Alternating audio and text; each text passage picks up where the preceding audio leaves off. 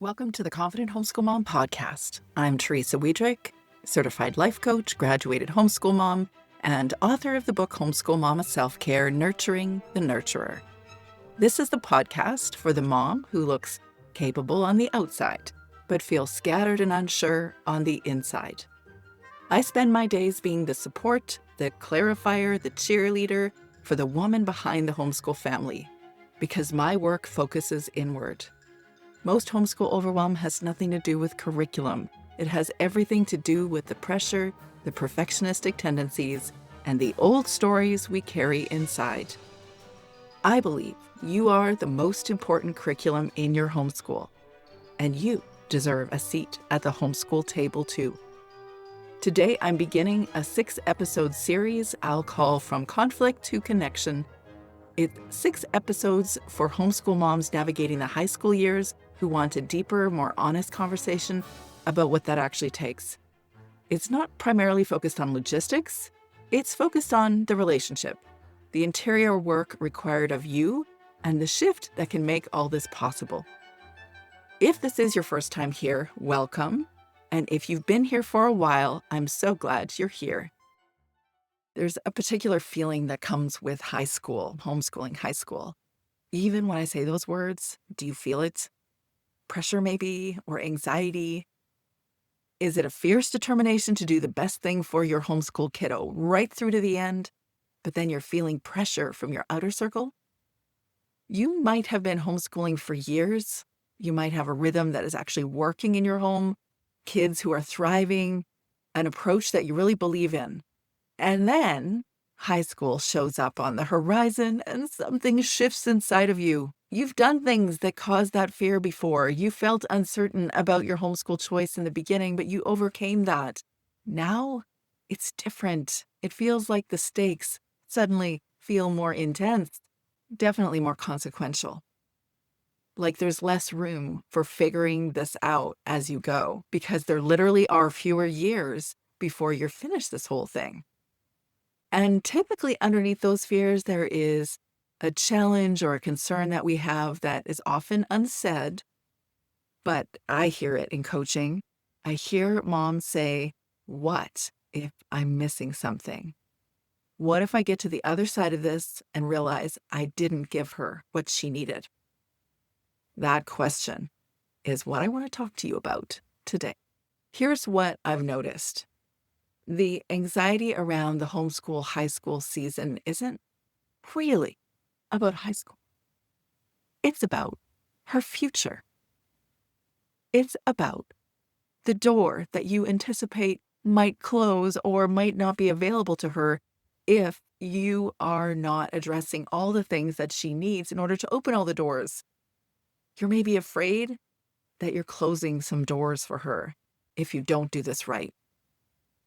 College, post-secondary options, maybe certain mentorships, maybe particular job opportunities.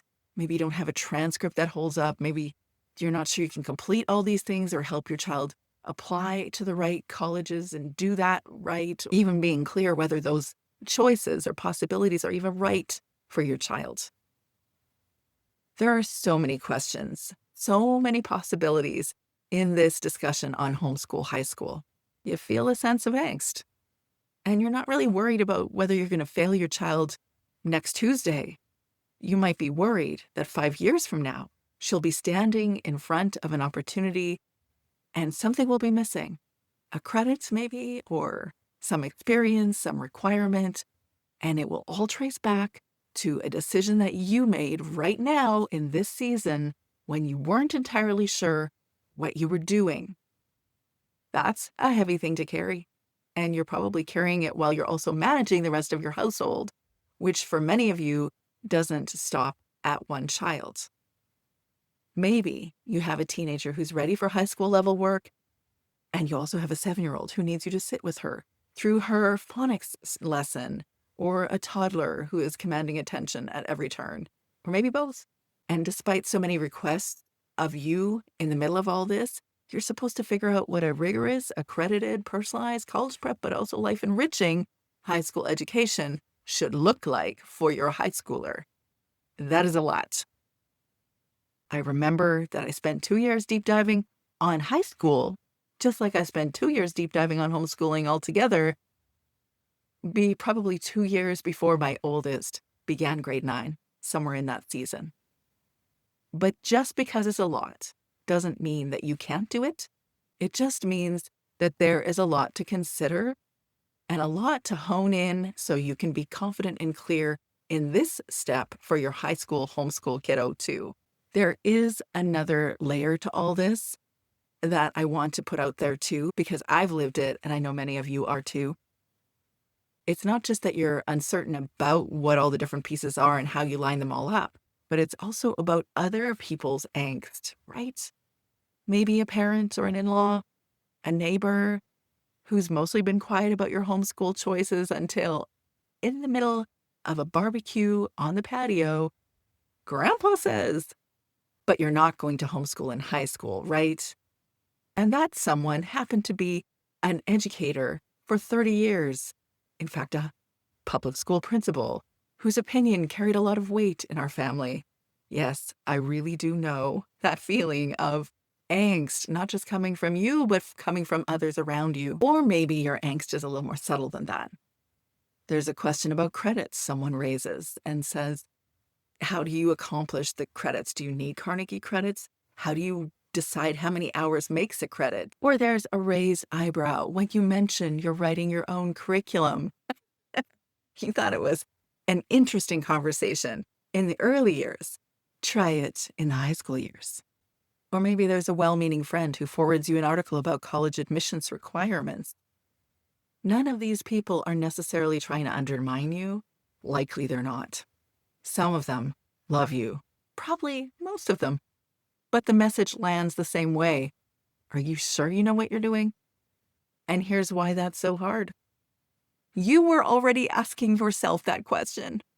And when it comes back to you from the outside, especially from someone with credentials or someone whose approval really matters, it's very easy to start mistaking their anxiety for evidence. Their discomfort with your choices does not confirm that your choices are right or wrong. But I also know that's easier to say than when you're sitting at that barbecue nodding along and feeling something inside you that you aren't quite sure what is that. Agitation, irritation, confusion, or angst. Maybe he's right. We talked about this conversation piece in the Confident Homeschool Mom Collective recently. It was a rich conversation about exactly this season. One of the moms that I've had conversations around homeschool high school, Brittany, she shared that her daughter was starting 7th grade and she felt like they were already behind. Not really, she said, but man, some friends' kids are beginning 9th grade and they'll be done all their math and English requirements by the end of sophomore year. I don't know that my daughter will have that kind of journey, and I think I'm feeling guilt about that.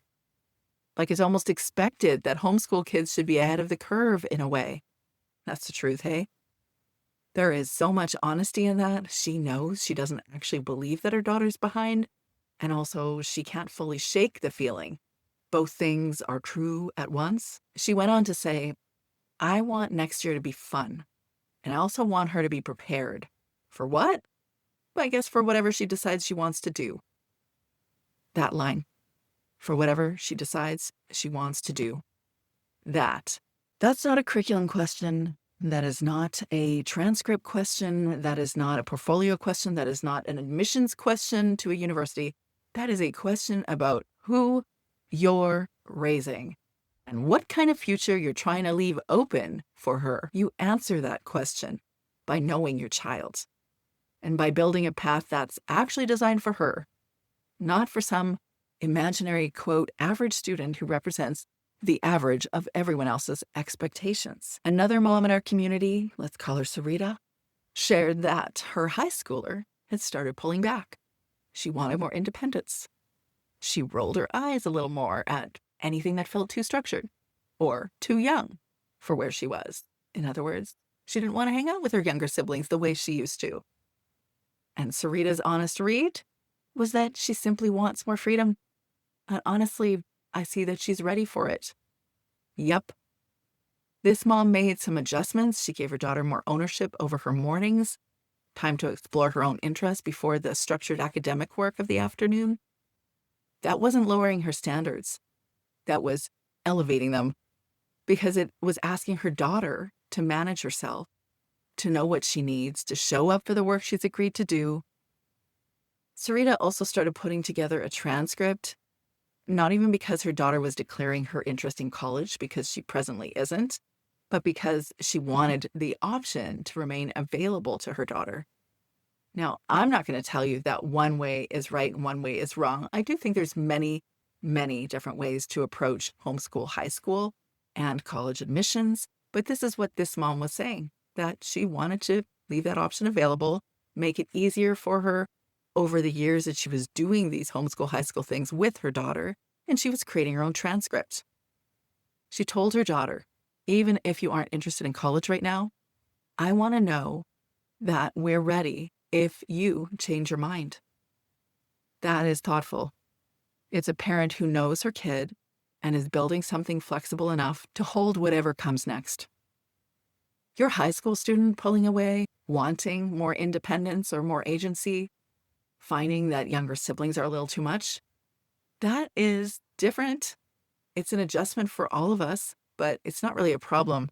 It's actually called individuation, a stage of development that is typical of teenagers. In fact, it's 100% healthy and normal.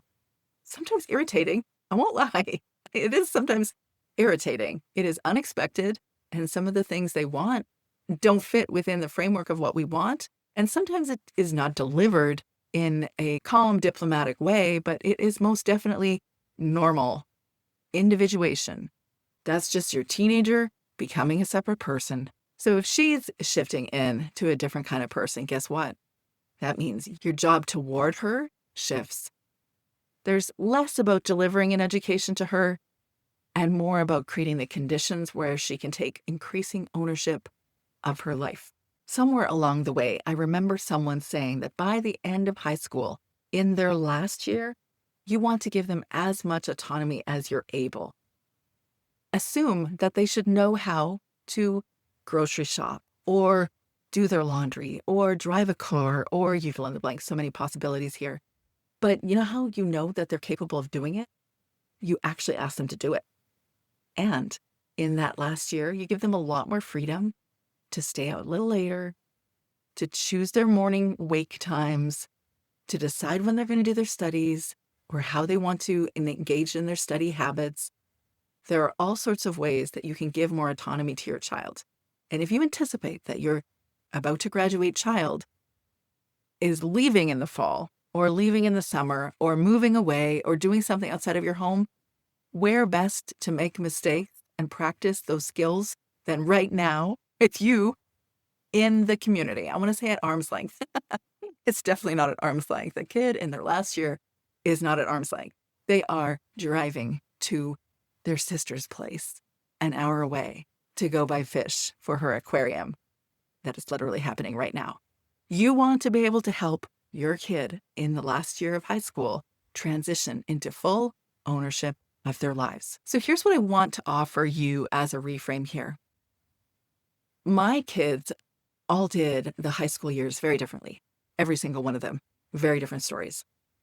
My goal was to listen to what they wanted and where they believed they were going from the beginning. Neither of us knew where they were going, but we were listening to help them learn where they were going. That gave them the opportunity to know themselves in having pursued things that matter to them, in having been trusted with real responsibility before they left home.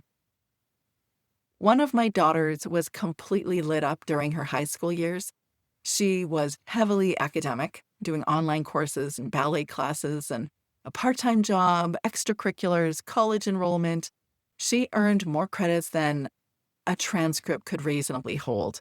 When we completed that transcript, when we looked at all the different classes and hours she invested, I looked at all those hours and I thought there is no way that a college or university is going to look at that and say that's real. They're not going to think it's real. And I've since learned that that is a common conversation point amongst homeschool high schoolers because kids are fully engaged and doing very many interesting things in their high school years. But here's the thing, those credits were just a byproduct of a well-lived life. They weren't the goal. She was just fully engaged. And that engagement produced everything else. We often ask our teens to figure out what they want to do for the rest of their lives. I'm sure you don't, but the common culture sure does. I think that's hilarious because at age 18, really, do you know what you're going to do for the rest of your life? I know at age 18, I was actually 17 when I graduated, I didn't know what I was going to do for the rest of my life. What I said in my yearbook is that I would marry my Patrick Swayze, have 10 children, and travel to Africa. Some of that I did. Still waiting on those 6 kids. No, actually, universe, I am not waiting on those 6 kids. I didn't know what I was going to do for the rest of my life either.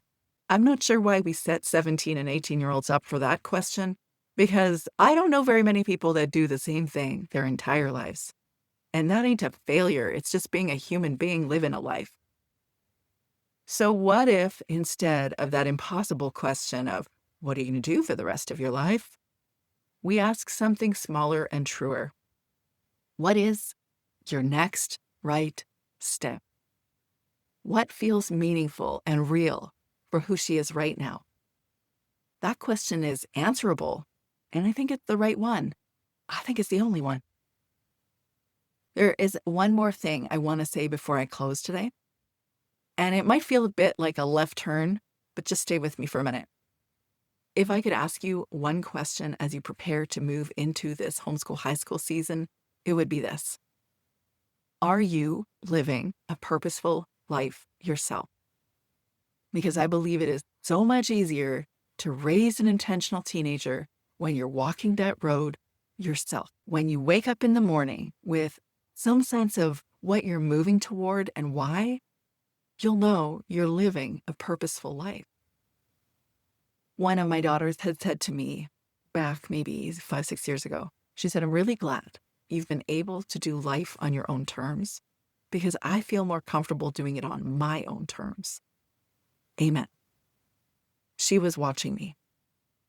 They're all watching us. And when we live from a place of clarity, even imperfect clarity, because it's not 100% clear all the time, but when we're mostly living from that clarity, our kids feel the permission to live purposefully too. Coming back to your own sense of direction in this season of your life, even though there is a lot commanding your attention right now, it isn't selfish. It's actually really important that you have a clear sense of where you're going. It might actually be the most useful thing you can do for your kids. Because when they watch you living intentionally, they will too. I think that's what we're doing here. We're raising intentional human beings, not just raising lifelong learners. We're raising intentional humans. And in the process, we're also raising ourselves. So if you're standing at the edge of the middle school to high school transition wondering, how do I make space for their growing independence? Or what if they're not ahead like other kids? Because maybe they aren't. Or how do I prepare them without making it all about college? Or the biggest question, am I doing enough? Know this. You do not have to figure this out all at once. You just need to know your next right step. If something from this episode resonated, would you shoot me a message to let me know? This series, From Conflict to Connection, is built around one belief, that the quality of your relationship with your teen is the foundation that everything else is built on. It really isn't about the transcript or a portfolio or the college plan. It's about the relationship, and the relationship begins with you, with how resourced you are, how clear you are, how honest you're willing to be about what's actually going on underneath all the logistics, how you really are. And that's the work that I'm here for. I know that you've been doing this homeschool thing from a place of commitment and from love and dedication to your kids, to each of your kids. So let's make sure you're also doing it from clarity. Before I let you go, I want to tell you what's coming, because today is actually the start of a series. We're calling it From Conflict to Connection.